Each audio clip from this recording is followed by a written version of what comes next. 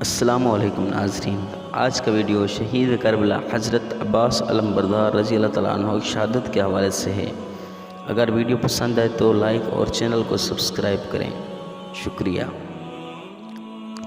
میدان کربلا میں حضرت امام حسین رضی اللہ تعالیٰ عنہ کے دوست، احباب، بھتیجے اور بھانجے شہید ہو گئے تو حضرت عباس علم بردار رضی اللہ تعالیٰ عنہ خدمت میں امام حسین میں حاضر ہوئے اور کہا کہ اب مجھے میدان میں جانے کی اجازت دیجیے، اب تو حد ہو گئی، ان ظالموں نے ہماری جملہ عزیز شہید کر دیے اور جو باقی ہیں سب پیاس کے مارے نڈھال ہو رہے ہیں۔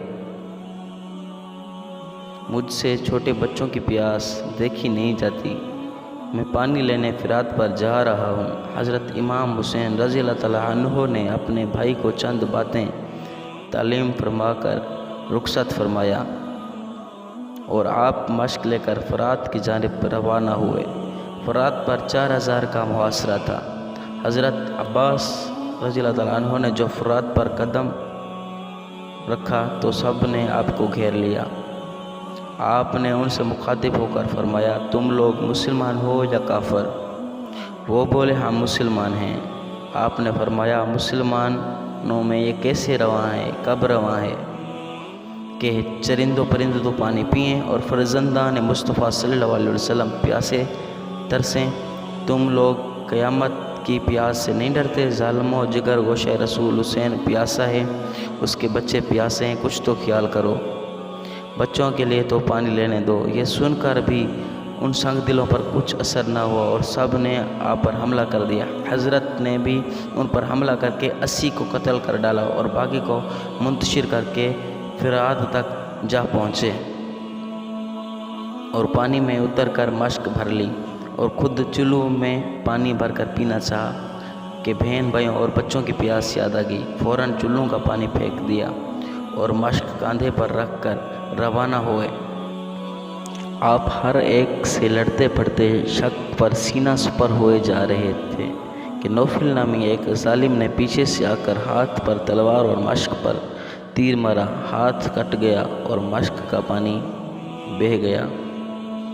اس وقت آپ اپنی محنت اور بچوں کی پیاس پر افسوس کر کے رونے لگے، چونکہ زخم کاری لگ چکا تھا۔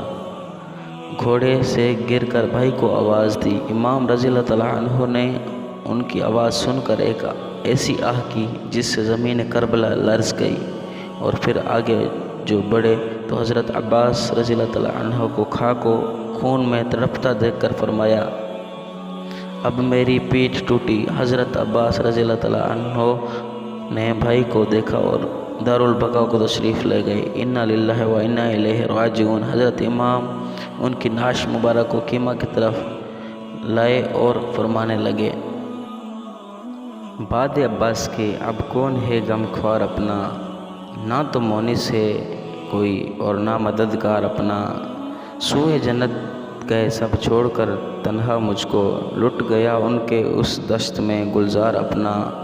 تشنائے لب راہ خدا میں ہے میرا سر حاضر، کام پورا کریں اب جلدی استمگار اپنا۔ Thanks for watching. Don't forget to like, comment and share.